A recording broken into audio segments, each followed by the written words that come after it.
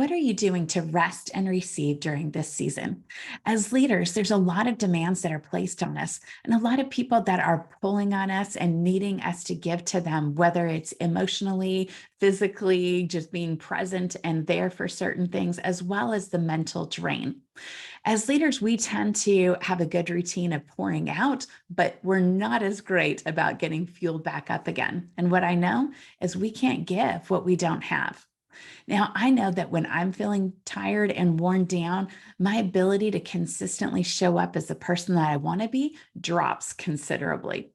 You see, I had this experience recently where was just wrapping up a pretty demanding day, and this demanding day was kind of preceded by some extensive travel.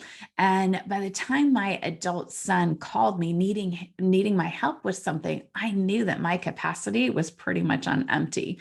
And I had to ask my son if we could talk the issue through later because I really wasn't able to give him my best in that moment. Now, luckily, this was a situation that could wait, and we did discuss it the next day after I had a chance to refuel myself.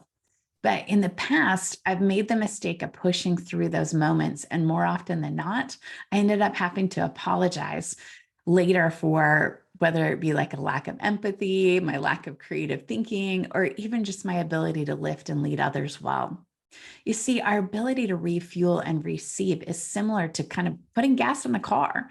And when I remember back when I got my first car, my father used to talk to me about don't ever let your gas tank go on completely empty, to which I didn't really pay attention to in my 16 or 17-year-old self. I ran out of gas many times, but that's another story. The reason why he was telling me not to let the car go on complete empty was because the tanks collect dirt and sediment and debris that normally just sits in the bottom of the tank and it's no big deal. But if we let the gas run completely out, then what's going to happen is all of that junk gets stirred up and then it ends up clogging the fuel filter and causing a lot bigger problems.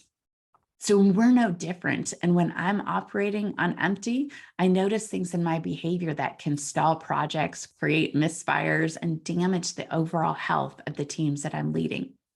So personally, in this season, I'm taking time to intentionally rest my body. I'm carving out time to do things that I love that fuel my thinking and creativity. And I'm seeking out mentors that are pouring into me.